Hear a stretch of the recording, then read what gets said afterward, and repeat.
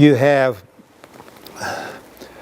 the something out here, and then you have the Big Bang, and then you have whatever we call the universe here. You have things about the things of life and everything like that. Life itself going on. We live in life, but what's beyond life? Well, I don't know. When you go down, what do you get? Quantum, you go down to quantum quarks, what do you get in quarks? Well, I don't know down there. Well, that's what I think the ancients meant by you just keep going down the abyss.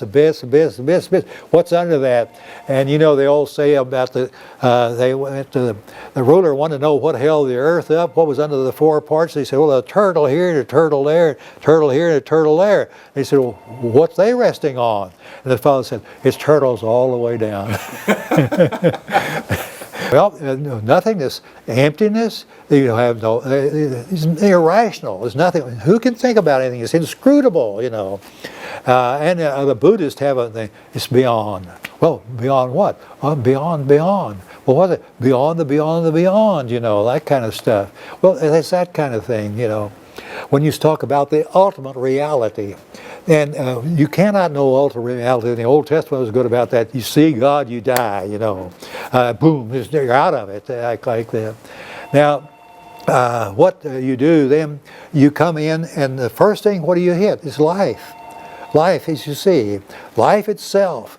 And life is made up of polarities. And I like Carl Jung, the great 20th century theologian, he said, there's no polarity without, there's no reality without polarity. That's his little couplet. I love that.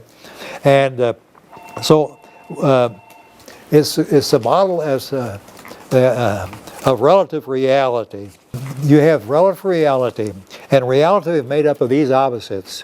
And that's the only thing is you know. That is, those two realities held together, well, I'll come back to it, relative reality. You have individual, you have inner and outer.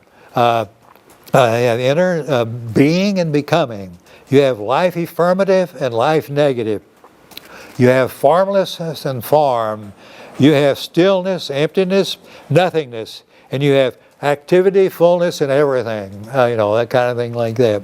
You have inner and outer, male and female, Father, God, and Goddess, spirit and manifestation, kindness and hatred, beyond hope and hope, and above and below, and comprehensive and individualistic, and a great saint and an asshole. You know, either one of those, however you know. All that's held by life. You know, people, you see them around, and you see various. You can see the street names, like we were talking about, and everything else. You know, all of that. You see, that's just life. Well, ultimate reality is the only thing we know, and we only know it as relative reality, because where else can you go? You're up against the inscrutable. If you put it this way, you're up against the inscrutable.